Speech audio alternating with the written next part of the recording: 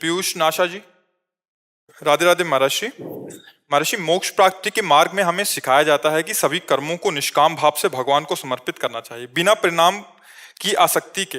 फिर भी इस यात्रा में कभी कभी हम ऐसे निर्णयों का सामना करना पड़ता है जहां दो रास्ते या विकल्प सामने आ जाते हैं और हम किसी भी परिणाम की भविष्यवाणी नहीं कर सकते। ऐसे क्षणों में हम कैसे ये पहचान सकते हैं कि कौन सा मार्ग ईश्वरीय इच्छा के अनुरूप है और कौन सा हमारे अपने व्यक्तित्व इच्छाओं या अहंकार से प्रेरित हो सकता है, खासकर जब दोनों ही सत्य पर सही प्रतीत हो रहे हों? कैसे कैसे हमें किसका प्रश्न है? कैसे आप हमें बताएं कि दोनों सत्य प्रतीत हो रहे हैं कैसे? तब हम आपको बताएं कि वो अपनी वासना है, अपनी इच्छा है या भगवान की इच्छा है। बताइए आप कौन सा कर्म आप ऐसा। उदाहरण जैसे कि अगर हम अपने अपने कार्य में हमें डिसीजन लेना है, कोई निर्णय लेना है। बात पहले यहाँ समझनी है, भगवान की इच्छा और अपने कार्य ऐसा नहीं होता है। भगवान की इच्छा का पालन करने के लिए पहले तन वांग मनोभिर अमलई सोहम तवि वाष्टिता, शरीर को, मन को और वाणी को और आम को भगवान के चरणों में समर्पित करना होता है। तो अपना तो कुछ बचा नहीं। जब अपना कुछ अहम बचा नहीं तो उनकी इच्छा ही हमारे हृदय में इच्छा बनकर के स्फुरित होगी। और जब तक अहम है तब तक स्वेच्छा है। जब तक हमारा शरीर है, हमारी वाणी है, हमारा अंतःकरण है, हमारा परिवार है, तब तक ये अहम का राज्य है। ये अहम के राज्य में स्वेच्छा उत्पन्न हुई है, ना कि भगवद इच्छा। भगवद इच्छा तो उस हृदय में उत्पन्न होती है जो इच्छा रहित होता है, जो अहम रहित होता है। तो अभी हमारी वासनाएं ही हैं, हमारी इच्छाएं ही हैं, वो हम भगवान के चरणों में रखेंगे, हम भगवान के चरणों में मांगेंगे। पर पूरी होना ना पूरी होना ये उनके ऊपर छोड़ दीजिए। जिससे हमारा मंगल होगा वही वो कार्य करेंगे। मंगल भवन है, उनकी सामर्थ्य नहीं है कि वो हमारा मंगल कर सकें। जैसे सूर्य की सामर्थ्य नहीं कि वह अंधेरा प्रकट कर सके, क्योंकि जहाँ सूर्य वहाँ अंधेरा रह ही नहीं सकता। ऐसे मंगल भवन जहाँ श्री हरि हैं वहाँ मंगल हो ही नहीं सकता।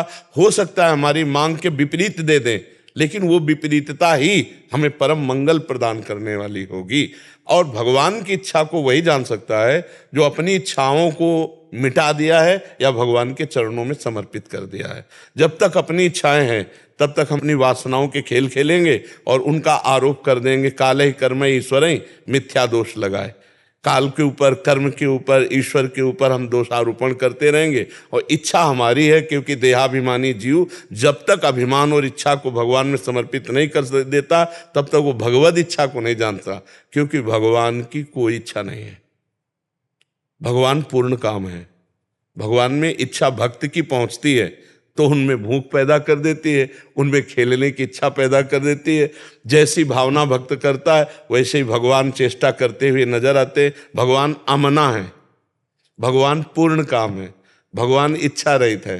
भगवान कोई व्यक्ति थोड़ी है कि उनको इच्छा होगी। उनकी उपासना करने वाले इच्छा रहित हो जाते हैं। जा ही न चाही कबहु कछु, तुम सन सहज सने बसहु निरंतर तासुर। जिसने चाह मिटा दी भगवान से सहज प्रेम, तो वहाँ भगवान विराजमान हो जाते हैं। वहीं भगवान अर्जुन के जैसे घोड़े पकड़े बैठे हैं, ऐसे हृदय में मन और इंद्रियों को पकड़ करके जीव को परमात्मानंद प्रदान करते हैं, अपना स्वरूप प्रदान करते हैं। अभी हम लोग देहाभिमानी जीव हैं। अभी हमारे अंदर ये बात आ गई, नाथ सकल संपदा तुम्हारी, मैं सेवक समेत सुतनारी। बिल्कुल एक चौपाई सहज में है, नाथ सकल संपदा तुम्हारी और मैं सेवक समेत सुतनारी। ये आ गई है। अगर आ जाएगी तो वो जो चीज अपनी चाहे ले लें, आपको कोई परेशानी नहीं होनी चाहिए। नाथ सकल संपदा तुम्हारी, मैं सेवक समेत सुतनारी। अभी ऐसा नहीं है ना, तो अभी कहीं ना कहीं मेरी इच्छा तो सब है ना, तो हम भगवद इच्छा का निर्णय अभी नहीं कर सकते। भगवद इच्छा की पहचान वही कर सकता है जो अपनी पहले इच्छाओं को मिटा दे। समझ पा रहे हो?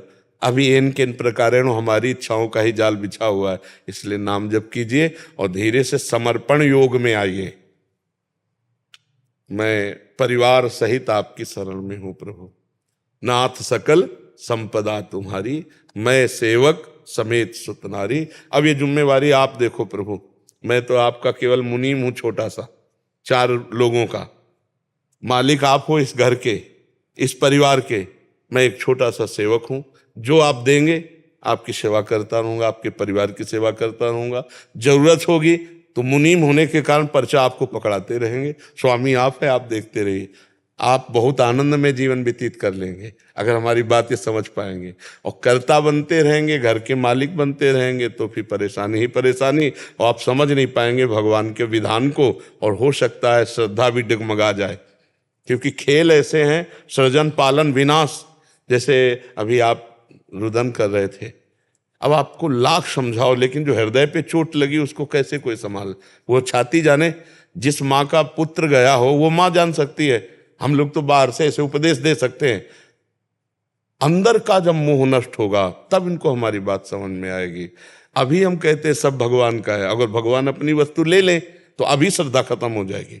नहीं खत्म, इसका मतलब समर्पण नहीं था। हम समर्पण योग की तरफ चले तो भगवान कहते हैं योगक्षेमम वहम में हम भगवान का चिंतन करें और अपने आप को भगवान के हवाले कर दें, तो जो अप्राप्ति की प्राप्ति कराना और प्राप्ति की रक्षा करना वो सब कर लेंगे। बहुत करुणामय भगवान है। समझ पा रहे हैं आप जी?